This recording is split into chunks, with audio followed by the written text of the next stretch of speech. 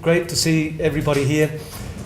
I just wanted to elaborate a little bit more on Joanna's comment that I'm doing a different presentation to the one advertised. Unfortunately, there was some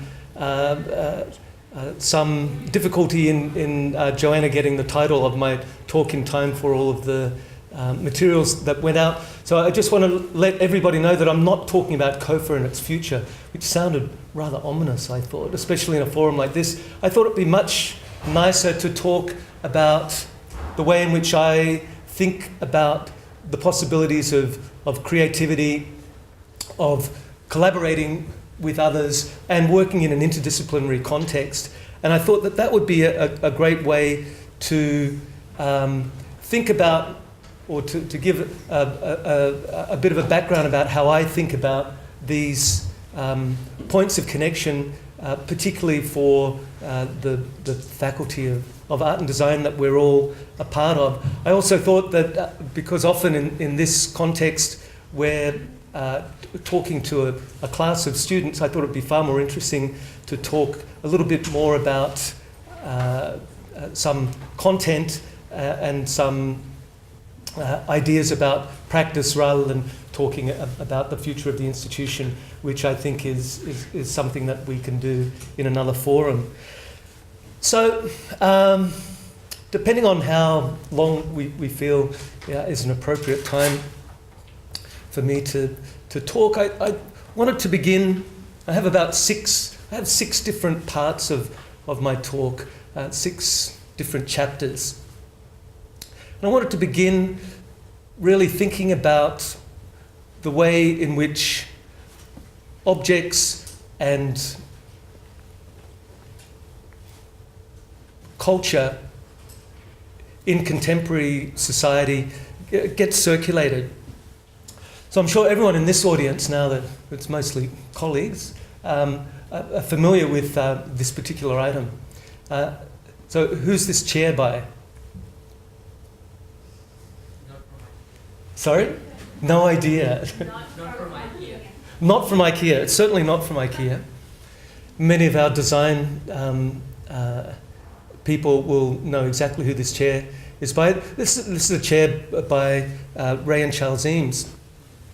And I wanted to begin by thinking about the way in which these sorts of industrial products, which are part of our everyday landscape, and indeed these chairs, which have been manufactured by the Herman Miller Company in the US and distributed around the world since the immediate post-war period, are now being knocked off by companies like Matt Black and many other people who take these designs and turn them into these mass-produced products. In fact, these chairs, these items of furniture, come out of the creative collaboration and the practice of Ray and Charles Eames. And for me, the work of the Eameses is a real touchstone for me and my practice, and the way that I think about the possibilities of art and design and technology and shaping of the world. The Eameses, many of whom,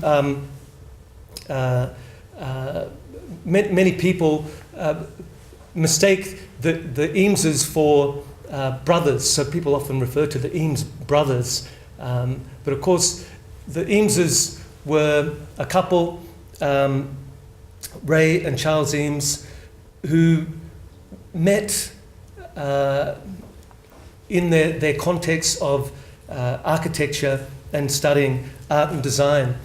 And it was coming out of that context of an East Coast schooling in architecture and a training with Hans Hofmann, who Ray Eames first trained with, that they began to think about working collaboratively together during the 1940s.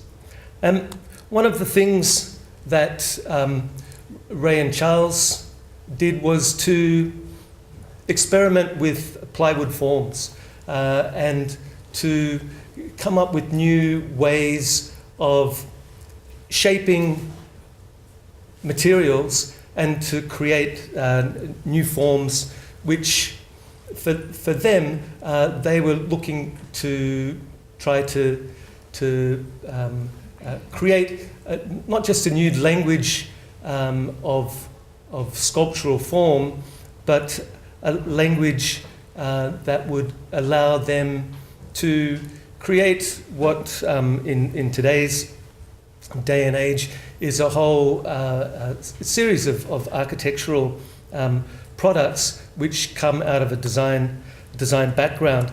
I just wanted to linger a little bit on the way in which they developed their practice. So they had an apartment in Venice, and they worked long days and long nights trying to formulate ways to get new materials to create new forms and new products. And although they started in the field of creating these sculptural objects which have a very noble everyday form, which is really to create a form of mass-produced furniture that would be available to the post-war masses. They were very interested in designing for that post-war period, and they were very interested in taking the signals and the cues that they had learnt in their own practices as artists and as architects into a different collaborative space.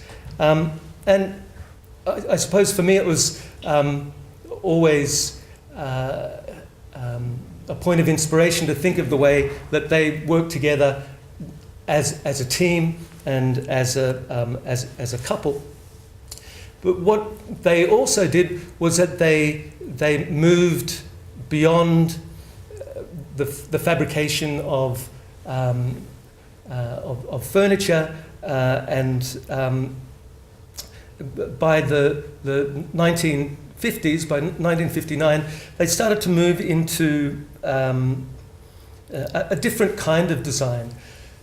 I think their practice as they developed it tended not to have boundaries and tended to be exploratory and open and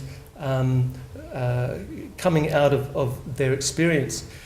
In fact, it was the work that they did in the 1950s for this particular project, which is called Glimpses of the USA, that first led me to their work in the 1980s when I was researching the emergence of multi-screen technologies and multi-screen installations.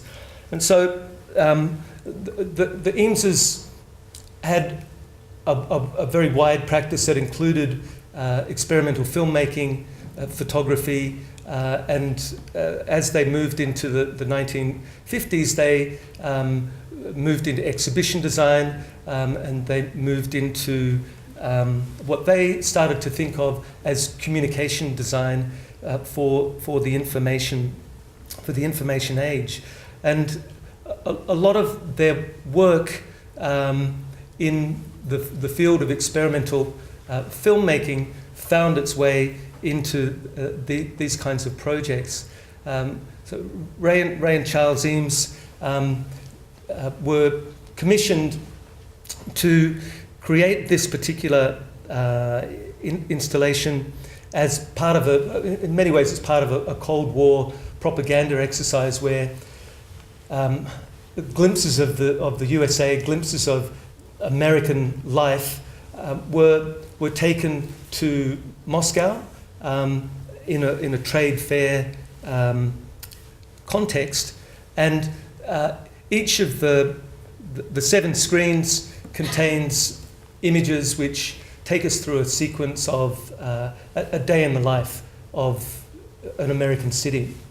And in many ways, although they were employed in what is a pseudo-propaganda exercise in many ways, at the other end of the spectrum, they were also engaged in creating a whole new system for the presentation of images and sounds in an environment that hadn't existed before. So they were able to extend the sort of practice that they had in design and in the architecture of everyday things out into a more embodied experience where they would create these total environments.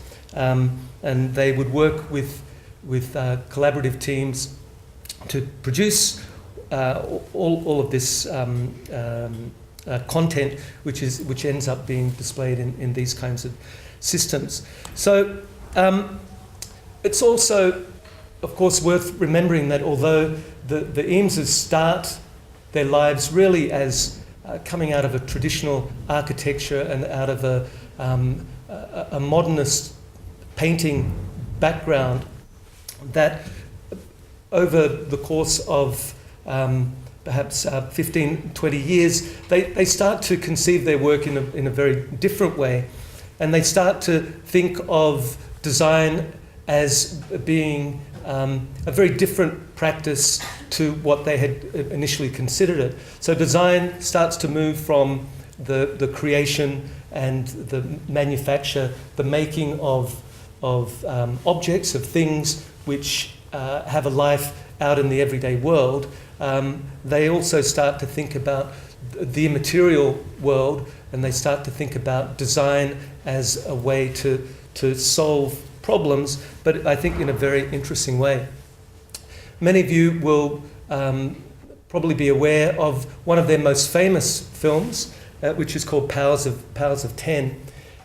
Powers of 10, I think, is really one of the turning points in a whole range of ways of thinking about our place in the world and how we understand that. And I think it's also a really interesting work that helps us to think about our relationship to the universe, because in this particular work, it's quite literally about the relative scale of things in the universe. How many people know Powers of 10? I've seen Powers of 10. I'm always surprised at how few people have seen or remember this work. And it's probably also worth remembering that this is probably a mid-career work for the Eameses. In fact, it was made on 2 occasions, and at the end of the 1960s it was made as a black and white sketch, and then in the mid-1970s it was finished in a colour version. And this work comes out of a number of studio films that the Eames had been, in a sense, developing in their Santa Monica studios over the 10 years before them. I just thought that it's worth having a quick look at some of Powers of 10, just the first few minutes, just to remind those who have seen it of what it's like, but also for those who haven't seen it to get a sense of this particular work.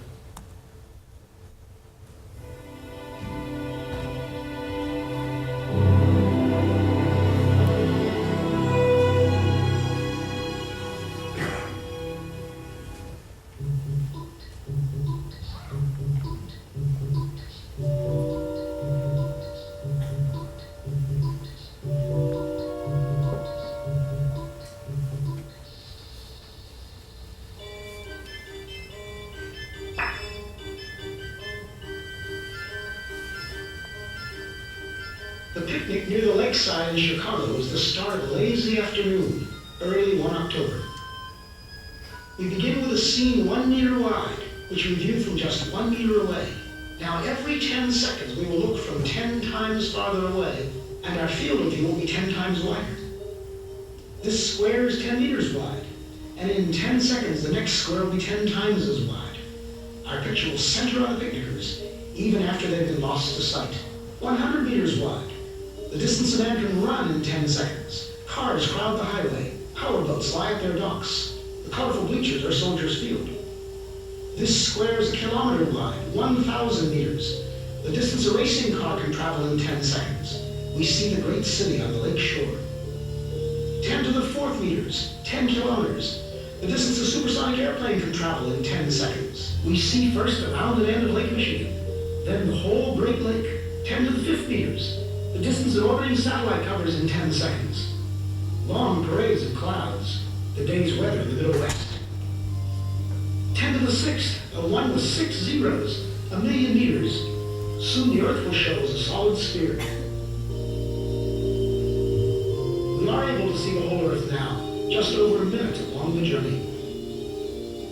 The Earth diminishes into the distance, but those background stars are so much farther away that they do not yet appear to move. A line extends at the true speed of light. In 1 second, it half crosses the tilted orbit of the moon.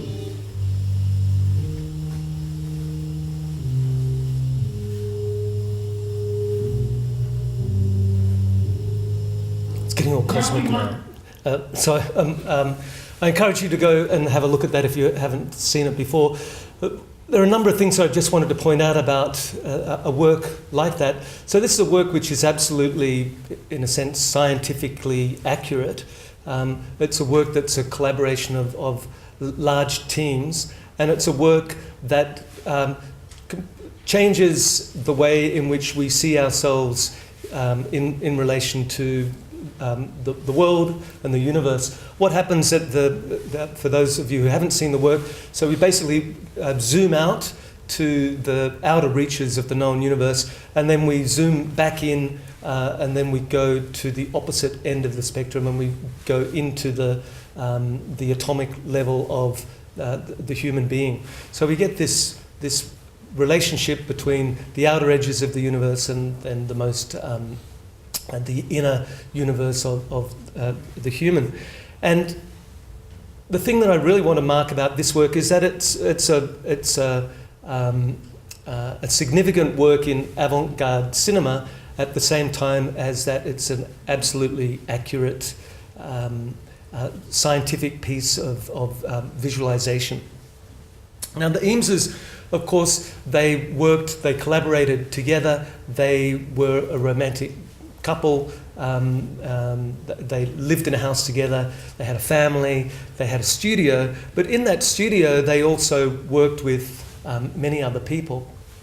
And it's the many other people that I think we need to be aware of as we think of ourselves as artists and designers in the 21st century. I don't think that this is a new thing necessarily, but I think it's the sort of mode that I'm trying to touch on today is really a different mode to that of the individual artist who works on their own, who originates every idea in their own mind and does not have to work with others. There are many artists who do that, and many artists who will continue to do that for a long time into the future. That's fine. What I'm interested in are the practices that bring together really interesting outcomes, really interesting works, whether they're artworks or works of design or whatever other kind of artifacts we might create, that come out of the creative context that we create, or the creative context that allow us to create. So making work is hard for anybody as an individual, and making work with other people is even harder.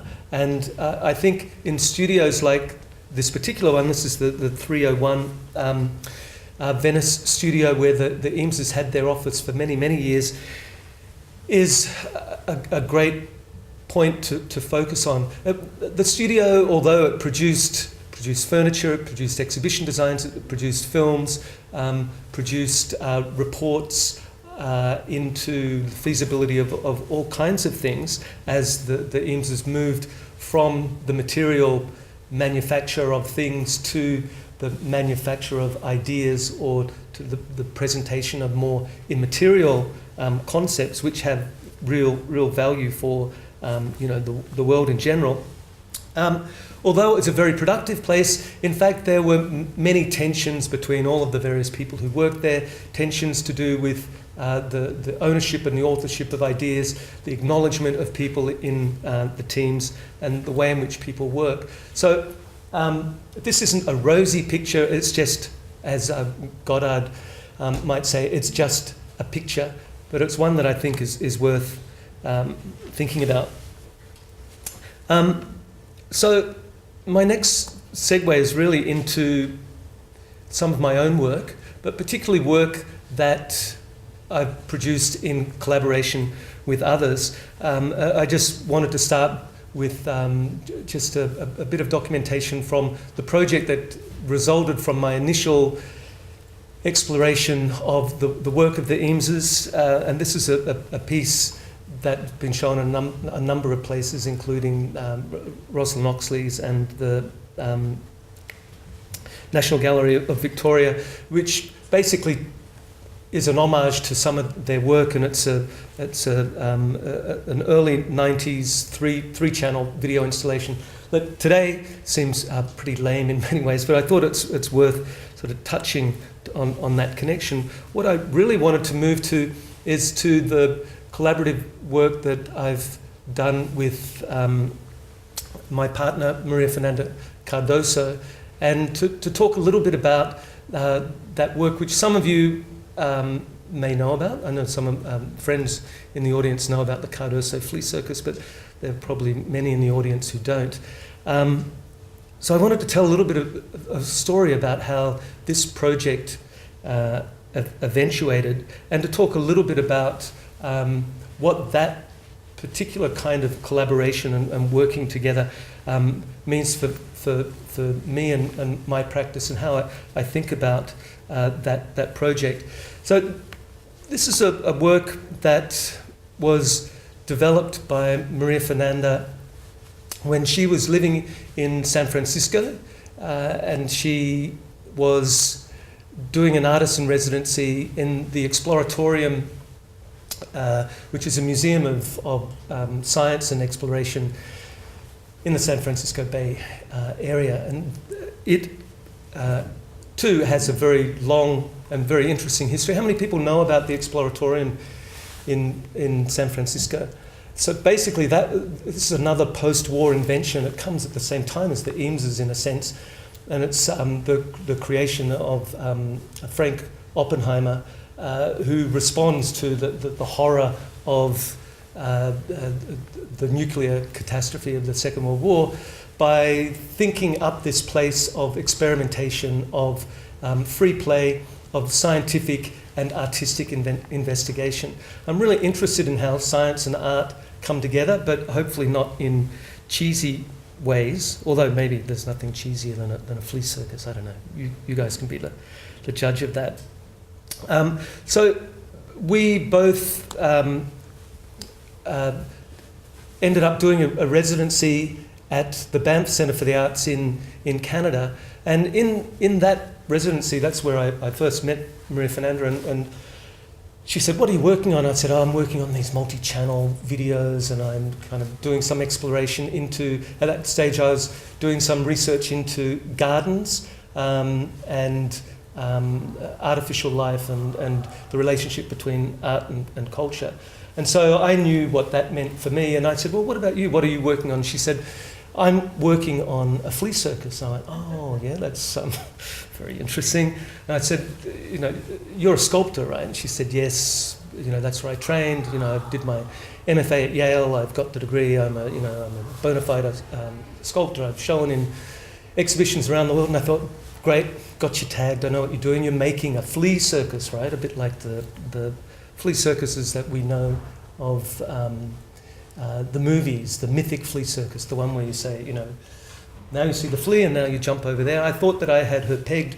As it turns out, she wasn't doing that at all. although she was making these tiny little sculptures, which I saw, and she was making from all kinds of different materials, it wasn't a fake flea circus at all. In fact, she had to import these fleas from California to Canada and sneak them across the border in order to start doing her experiments with fleas. To cut a long story short, she and I started to work together because during her residency back at the Exploratorium, she was given an exhibition space where she had developed all of the props, which you can see some of the stills for here, the circus arena, the whole shebang that you would expect to see in a flea circus. And as soon as the San Francisco Chronicle got a hold of the story that there was a flea circus at the Exploratorium, suddenly there were 300 people wanting to come to what we thought were going to be performances for 8 to 10 people, sitting around a very small space with a magnifying glass and looking at this performance. The thing that we soon realized is that you can't fit 300 people into a room that really is only designed to fit a dozen. So we started to video the events, and as people would come to the Exploratorium to see the performance and to see the exhibition, we would have a raffle, and the 12 people would get to see the show live, and the rest would come to a theatre like this, and they would watch the performance on a large screen. So the collaboration continued from that point, and we expanded the show to a theatrical performance that ended up touring around the world, and we did, we had to embrace our inner carnies, and so we became carny types, and we'd do 3 or 4 shows a day at the Edinburgh Fringe, or we performed at the Centre Pompidou Teepee for 2 weeks, and it's hard work being a performer, but even harder work training fleas. Now the thing about fleas is that fleas are really amazing creatures. Fleas are prodigious creatures, in fact, in many, many regards. And one of the things that we wanted to do with this project is to really focus on something that is so small and insignificant, and give pause to a large audience to reflect upon the validity of that thought. We were very interested in using there was a slogan that many of the old carnival flea circuses had used. One was patience and science. So with patience, you're able to harness a flea, which is exactly what we needed to do. And then with science, we were able to help explain to an audience in a very humorous and funny way exactly what the capabilities of the fleas might be. Now, one of the things about that particular series of performances was that, in fact, it's incredibly difficult to train fleas. I know many of you guys are probably thinking that I'm kidding, but in fact, we would have to travel with a flea wrangler. Yes, a flea wrangler. So we had a flea wrangler. He's probably the only flea wrangler in the world. His name is Wyman Leong, and he became part of our team, part of our troupe. In fact, everywhere we went, we started developing a much larger team. In order to be able to harness the fleas, we needed to work with other people. In order to be able to show the work, we needed to work with much larger teams. But there's a lot to say about fleas, and I probably shouldn't go on too much in this context. I suppose the most important thing for us is that there was a relationship between the character that Maria Fernanda would embody during these performances, Professor Cardoso and the fleas was one that we wanted to amplify and to make public, and to allow for people to understand that that was a very real relationship, and to think very differently about our relationship to the animal world, and especially the most despised creatures in a sense. So we wanted to make fleas sexy because they're just not. But that was the idea, is to make them to challenge the way in which we think about these really annoying creatures. That in fact, if we looked at the flea from another perspective, in fact they're probably far more amazing than humans are. So part of the performance, we would do a lecture by Professor Cardoso, and in that lecture Maria Fernanda would tell all of the flea facts. And fleas can do amazing things. If a flea were a human, they would be able to jump over the Empire State Building, and so on and so forth. One of the most amazing things about fleas is that they have the most incredible and elaborate, engineered armature for reproduction of any creature in the entire known universe, or so we thought. So part of the shtick in these performances would be a whole thing about the flea penis and its capability of reproduction. So the flea, as it turns out, I'm not going to show any graphic pornography here tonight, so you can be assured. The flea has, the male flea has a penis that, when it's unfurled, is twice the length of its body. And we thought that was pretty amazing. So did most audiences, and so did many scientists. And so this really leads to the next project, which I want to talk about. Again, there'll be no surprises here, because many of you are more familiar with this particular project, which in a sense came directly out of that work that Maria Fernanda and I were doing with the flea circus. So in the flea circus, we focused on this particular aspect just for a moment. And there was a moment where Maria Fernanda asked a question, a classic research question. I wonder if there are other creatures in the world that have elaborate reproductive organs. And the answer is absolutely yes. That the morphology of reproductive form is absolutely incredible. So Maria Fernanda started to do, in a sense, it's sort of basic research into the understanding of reproduction, not in large creatures mostly, but in small creatures. So continued to have this focus on the small, to try and think about and to reveal things that are at the edge of human perception, or at the edge of perception that is unaided by technology. So she, in fact, decided that it was such a rich topic, she would do an entire PhD on this topic, which is in fact what she did. So now she truly is, she's not Professor Cardoso, but she is Dr. Cardoso now as a result of doing all of this work. And we used our home as a studio to record and to create and to manufacture a whole series of works which ended up being displayed in the Museum of Copulatory Organs on the Cockatoo Island last year. Was it last year? Yep, last year at the Biennale of Sydney.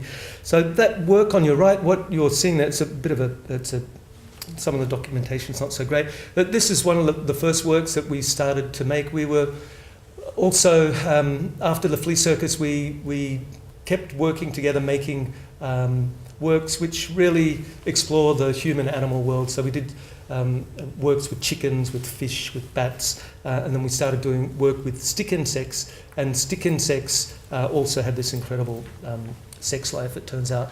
So there was a video that we recorded in our home studio with family members around who become part of that work itself. That's what we see on the right-hand side. Then on the left-hand side, basically we have an entire building which is full of cabinets which look like this. So what I wanted to talk about a little bit here is just about the way in which different forms of presentation allow us different ways to express and explore certain ideas in the various plasticity, I suppose.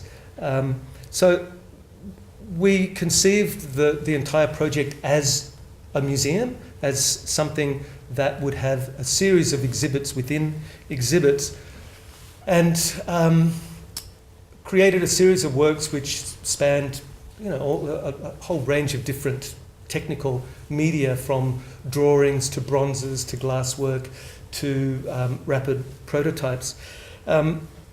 This is a series of rapid prototypes which are formed based on the visualization of pollen. So these are the parts of the reproductive parts of flowers, I suppose. And what we did in order to be able to make these works is that we had to work with a team of designers and creatives who could help us visualize these particular forms. So Maria Fernanda worked with a number of microscopists at the Australia Museum in order to look at specimens in their collection, to take images of the various reproductive organs, and then to translate those into these sensible forms. Some of these objects are about this size, and the object or the reproductive organs that we're looking at here are microscopic. They're beyond the naked eye. You cannot see any of these elaborate formations without the use of some kind of translation into a sensible form. So a lot of this project, although it's really a continuation of producing this sense of wonder and awe that seems so incredibly outlandish and elaborate that it could not be true, but in fact it is. So just like the flea circus, every single item that is displayed in the Museum of Copulatory Organs has its basis in observable scientific fact and so on. But it's not so much that we're interested in creating these accurate scientific models, but we're interested in, and certainly there's a very long history here, we're interested in the way in which the eyes and the hands and the minds of artists and makers, designers, can allow us different ways to access knowledge. And again, it's probably that's the subject of a whole other lecture, but there's a long history of this that we tend to forget, or it's a history that certainly isn't in most art school or design school curricula. And that history is to do with scientific illustration, the relationship between botany and science, and the creation of images and sensible forms that allow people to understand the universe in different ways. So the separation between a very accurate understanding, empirical even understanding of the world, and the plastic arts, I think is something that's quite recent. It's probably really only been in the last few hundred years that that's happened. And so we're very interested in making connections back earlier into times when artists, scientists, thinkers, researchers did not have that particular separation. And in fact, there's a long list of scientists, artists going back into the 18th and 19th century that's really worthy of study. And coming out of this work is another recent series called Naked Flora, where we're basically taking the language of Linnaean classification of plants by their reproductive forms, and to strip away what you would normally see in photography of flowers, which are, after all, the reproductive parts of plants, and to reveal something that you haven't necessarily seen or noticed before. I think that's really, for me, the role of the artist, is to show something or to provoke a thought which hadn't been had before, to make people look again, to make people do a double take, to allow people to then reflect on what it is that they're experiencing or seeing. So that, in a sense, is a particular collaboration between my own life partner and myself, as well as teams of other people who we need to work with, to collaborate with, in order to make those works possible. I thought that I would move, in case you think that I only work with my wife, to a couple of examples of other projects where I've worked with and collaborated with other artists, other designers, other thinkers, other researchers. Again, some of you may know this project, but others won't. And I think it's just worth talking a little bit about a project called Aviopolis, which is a research project that I did in the early 2000s with Gillian Fuller. And we basically realized one day that we had a fascination with airports, and we were also in a media department together where we were thinking about all of the conditions that have changed in our networked digital world. So the airport, although most of our colleagues thought that we were interested in airports because that allowed us to travel quite a lot, that was not necessarily the case. The reason why we were interested in airports is that it seemed like this perfect connection of the physical and the virtual, the networked and the actual, and we chose that as our topic for a piece of research, which ended up being published in a variety of forms. So we created a book that was published by Black Dog, the UK press, who do a lot of art and design books, and they weren't scared of doing an academic book that contained graphics, contained photography, that contained, theoretical writing, that contained different forms of visualization. So in order to realize this project, Gillian and I also enlisted the work of a number of designers who helped us to create the graphics, the books, the websites, and interactive media that we developed during probably a 5-year period. So Gavin Ambrose was the designer of the book, and he's somebody who is well known, certainly in the UK field for graphic design. So working closely with him, we were able to integrate the conceptual framework of our research with the look and feel and the graphic substance. So for us, graphics aren't just the prettifying, the making beautiful or aesthetically pleasing. We always hate that sort of separation between content and design. For us, I think for many of us, the best works are those which bring those two things together into one.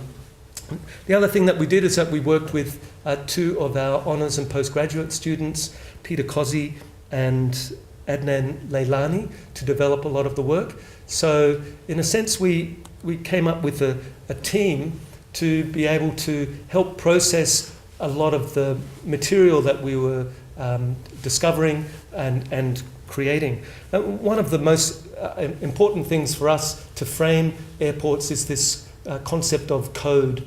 That airports are coded spaces, that they are spaces that operate purely and simply because of the protocols that are embedded into real space. And so the 3-letter codes of airports demonstrate that incredibly well. And I suppose that's just the top level of an analysis of how that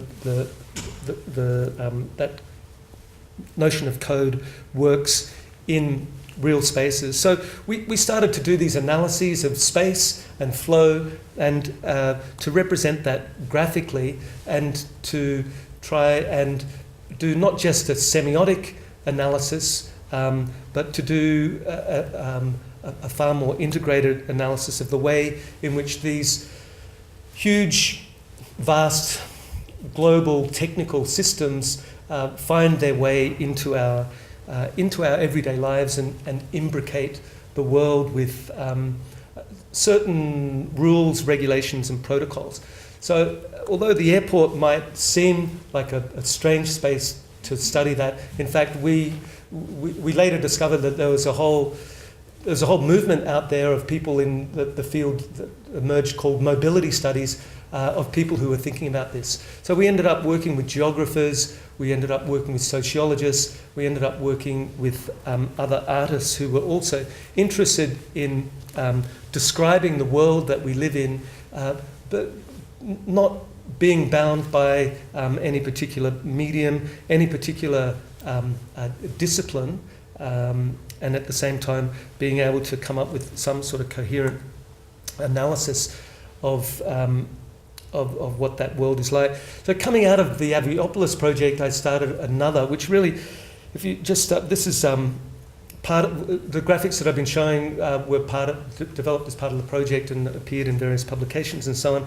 This is one of our first maps, which really tries to map out what does airspace look like. When you look up in the sky, you just see a plane fly past, but it's actually not unregulated at all. Airspace is one of the most highly regulated spaces on the planet.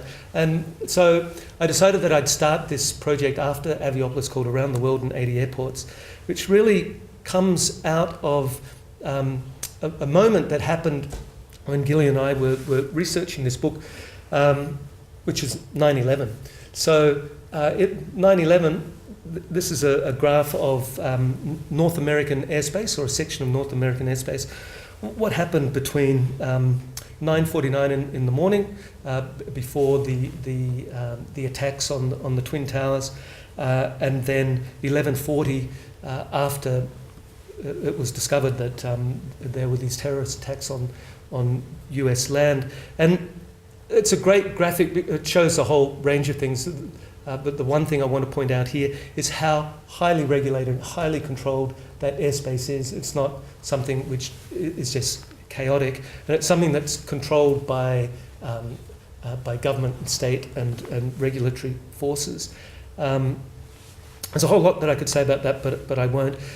I'll come back to it perhaps later on. So the idea of this project was that I would buy a round-the-world ticket, and I would just keep flying until I've done 80 airports, and that I would document all of the GPS locations and document each airport by doing these walks through the airport, and then load up all of those images into Flickr, into different sets, and to make them available as part of the project. As it turns out, it's actually impossible to go around the world in 80 airports. In fact, I think you could have 16 cities in your itinerary, and then you have to stop and buy another ticket.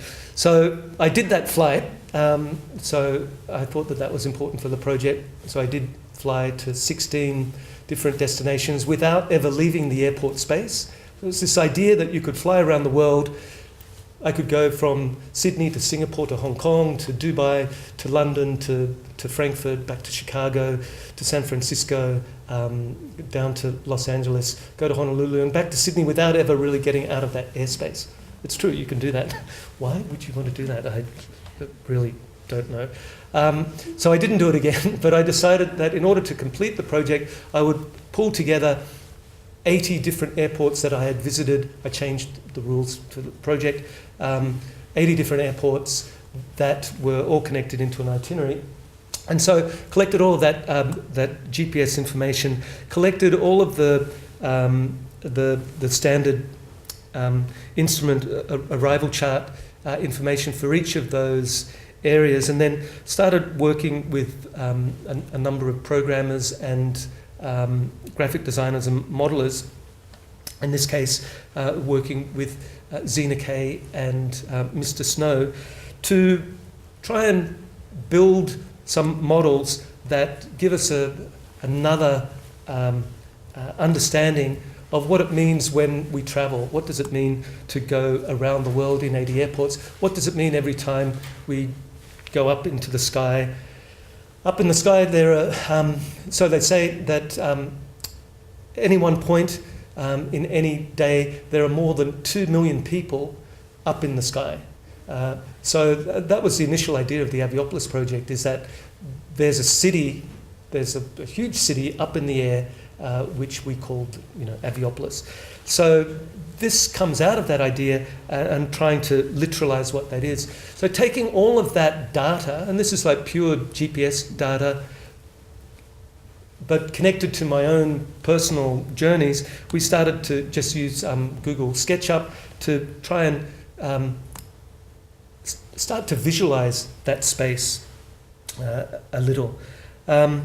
And one of the things that we started to develop is this kind of these really weird looking constructions. These are quite exaggerated, but you basically get the sense of these big feet that touch the ground and then go up into the sky, and then these tubes that connect you to these other places without allowing you to fly. In fact, in airspace, it's very, very difficult for you to move outside of the designated space. Now, of course, we know that that's absolutely important, because if we couldn't control airspace as well as we can, then that's when disasters start to happen. So we developed these sketches and started to animate them, to think about just to experiment with different ways of thinking about those spaces, the relationship between the ground and the air from one city to the next, and to think about those forms that are created really out of invisible paths. So, of course, none of this is real in the sense that these structures don't and couldn't exist, but at the same time, they are very precise geo-positioning sketches of spaces which we can't see, but that we occupy every time we go up and into the sky and make one of those trips. So that work has now been completed as a project called Air Portals, which basically, sorry, the animation on this is a bit hard to watch in places, but it just gives you a sense.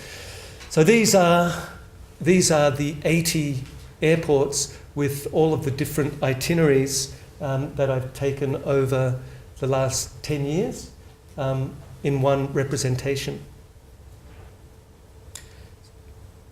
And so, in a sense, this is a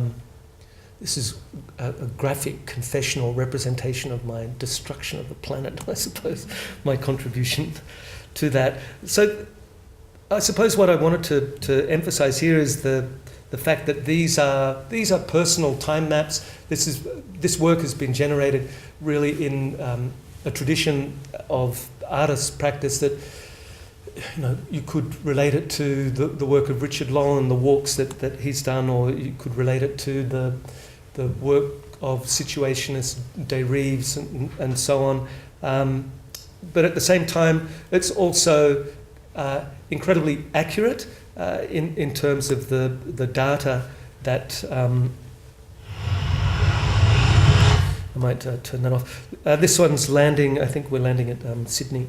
So for each airport, there's basically there's a sequence like this where we land and then take off from the airport.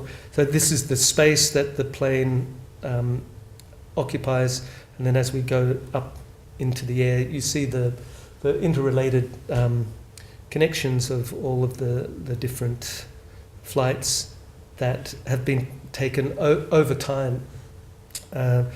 So these now have, if anyone's been to my office recently, you'll have seen that there's a number of prints that come out of this. So there's a series of prints that are also part of the outcome of that. Okay, so I did want to make some more general comments about what I think all of this means. What does it mean to practice as an artist? What does it mean to collaborate with another person or with teams? What does it mean to mix up all of these disciplines? And where does that leave us? Well, I think artists and designers are really in an amazing period of world history, which we might call the conceptual age. And I want to frame this firstly by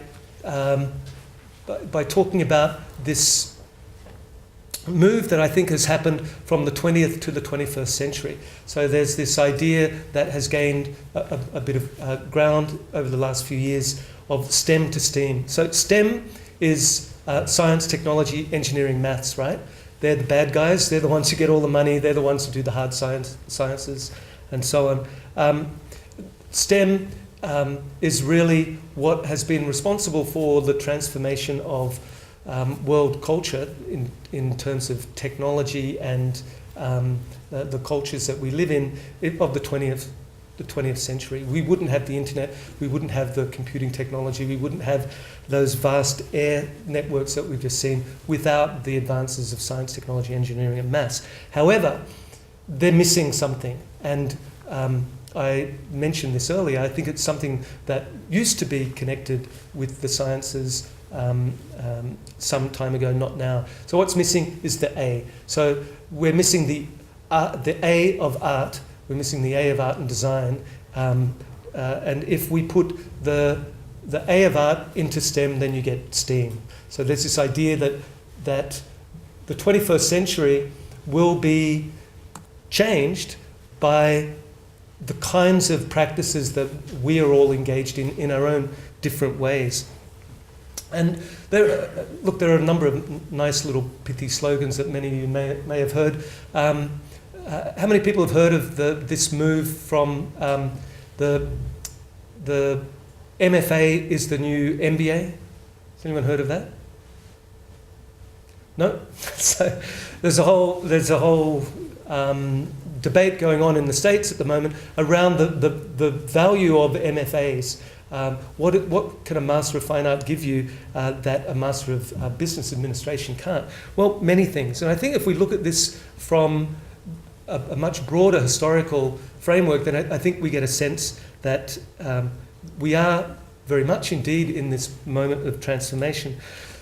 So again, without labouring this point too much, I think what we see in this move from the 18th to the 21st century is a move away from the physical labour of humans to the development of mechanisation and machines and factories and assembly line practices that we know of, through to this transformation that really happened in the mid-20th century to the information economy, to knowledge workers, where an understanding of information technology and science is incredibly important. I think what we've now reached is a moment where that can only take us so far, and in order to differentiate anything that we do from anything else, we need to think in a bigger picture, which is what artists and designers often do. We need to be able to think critically, to turn things on their heads, to think out of the box, and all of those cliches. We need people who can collaborate and work together in different ways. This is the corniest graphic that I could find to represent this, but I love how they still can't find a way to represent what an artist is except by having a paintbrush and the paint's there. But the interesting thing to note here is that we also have we've got the stethoscope. So this figure that's emerging in the 21st century is somebody who sure does have the left brain and all the science and technology stuff, but they also have the right brain, to not put too fine a point on it, the creativity and innovation that traditionally has been the domain of artists and designers. So I think there's a lot more to say about this. I think there's a whole critique that we could make of this, but as artists, as makers, as thinkers, it's worth reflecting on how this might help us to regard our work in a slightly different way in the near future. So I just wanted to end with probably, this is where I will connect a little bit more broadly to COFA. Given the audience, I probably won't labour this too much. So I just wanted to mention a couple of, in fact, I think I might skip out of these projects. These are a couple of projects that I thought I'd just, because Joanna's in the room, one thing that I've become very interested in is in databases, in big data, and in connecting that big data to small projects that are of interest to artists. So Scanlines is it's an ARC research project that looked at the history of video art, firstly in Sydney and then expanded to Australia. We built a database that people can contribute to. There's a timeline and so on. And it's something that allowed me to connect to a project that Joanna had been working on for a number of years called Design and Art Australia Online, which is another database project which seeks to document and to put into a structured database form the contributions of artists and designers in Australia without any emphasis on time. I think that there are many opportunities for us to work in that field of data, databases and visualization and documentation, I suppose, of things that might otherwise disappear. Many of us are familiar with the work that iCinema have done.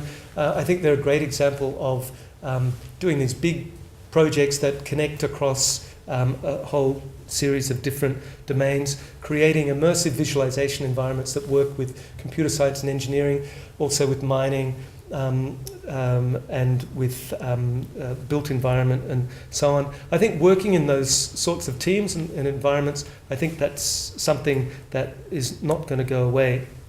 I thought I just might show a recent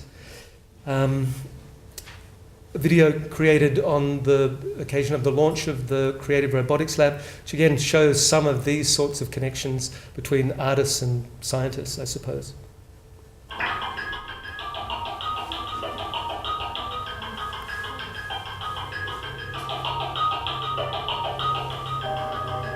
Hello.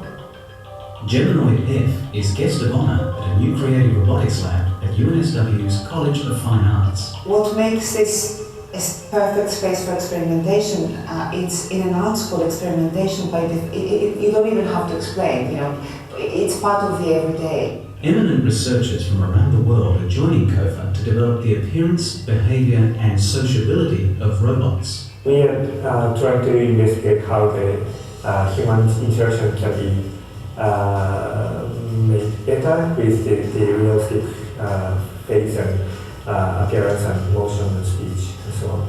Working with Professor Matsumoto's robot is a unique opportunity to test how people respond to it. Not only verbally, but the body language, the time they spend with the robot. Are they comfortable? Do they want to come back and participate again? We can learn and accept and learn from repulsion, not only from attraction. Diamondini is another robot being developed to explore physical interaction. We want to have an artificial skin so that she can feel through her arms and part of her body, and hopefully react to touch from people the way we react to touch. What we're actually hoping is that this collaboration between artists and scientists and engineers can get us closer to our goal, and a goal of building robots that can interact with humans in more natural, intuitive and meaningful ways. Goodbye. I hope to see you again soon.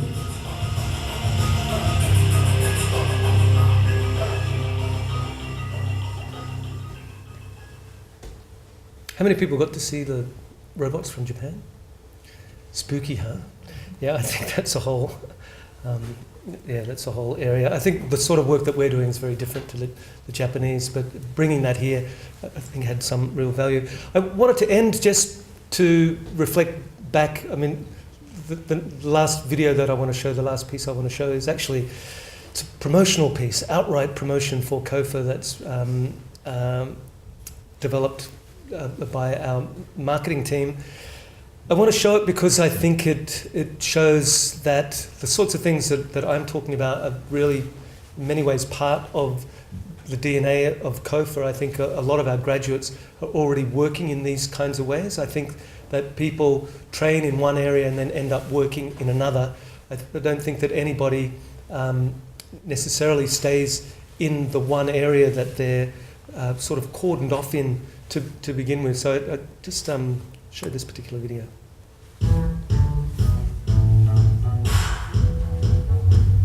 And apologies for the marketing feel of it, but you'll get the idea. COFA grads are here, there, and everywhere.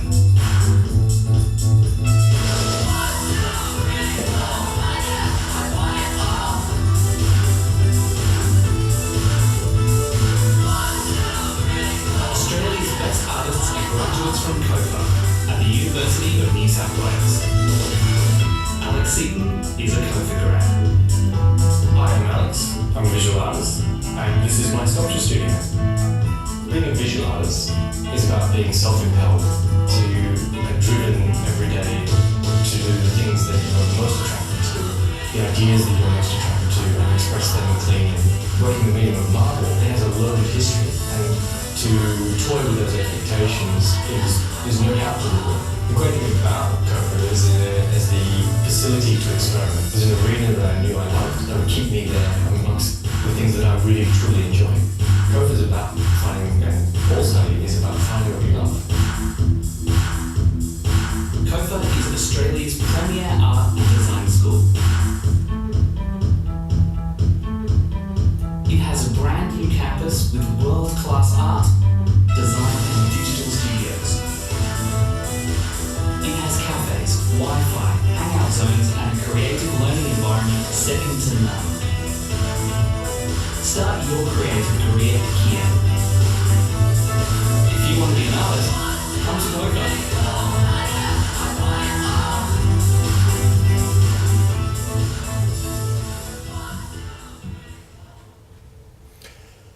So the one thing I just wanted to say about Alex is that he did art theory, was his major. So it's interesting how people end up. So I think I'll end it there and open up to any questions. Thanks very much.